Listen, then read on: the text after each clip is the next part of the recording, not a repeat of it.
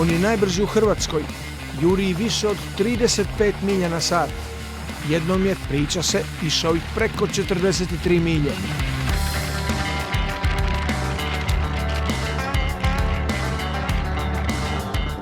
Pa ti si brži od glisera? Pa u većini slučajeva da. Ako ima valova i to, sigurno sam brži, oni ne mogu ići po valovima. Od bilo kojeg na Jadranu, ako hoće mi izazvat, nek dođe.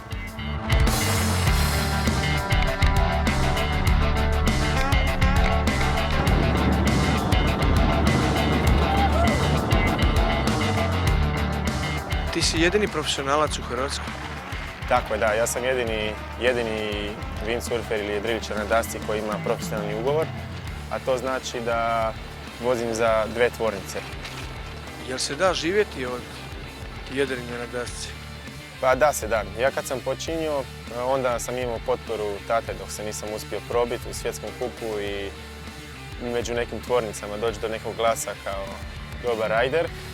Ali evo negdje od kraja 2013. pa do sada ja živim zapravo od toga, totalno neovisan o bilo čemu. Enrico Marotti, 25 godina, tu lokalni dečko s Costabelle iz Rijeke.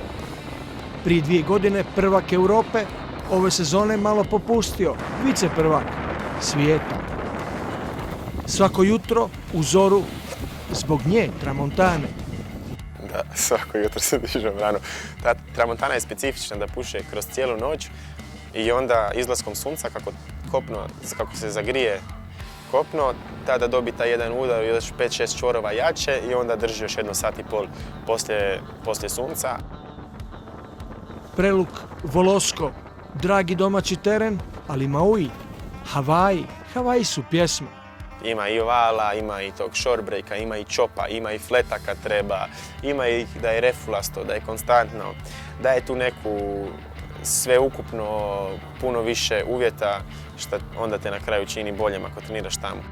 I onda pokazuje neku novu daskicu. Pa radi se o foilu, to je jedna nova stvar što dolazi u windsurfing koji se trenutno razvija.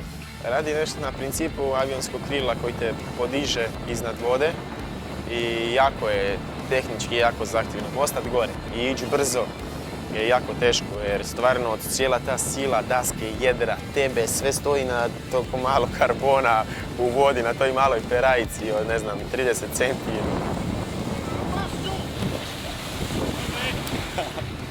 Jako puno surfam, jako puno vremena provodim na moru, međutim kad se desi tako jedan dan ništa, ajde 2-3 dana, 3 dana ako nisam moru, neki crv proradi u meni, postanem biti živčan. I onda nisam ni svjestan da je to radi toga, da nisam išao surfat, nisam išao jedrit. I onda nekako odem jedrit nesvjesno i onda vidim, čovječ, pa to je to, opet sam reset, opet sam normalan. Da se ne lažemo, čovjek je deklarirani ovisnik. I za Boga, zašto bi se liječio? Ne znam, jednostavno, ta brzina, neposredna blizina mora, ti letiš. Ali si i stalno mokar. Je, ali to mi još to paše, mokar, slan, crn. Dobro je, tako je kako je.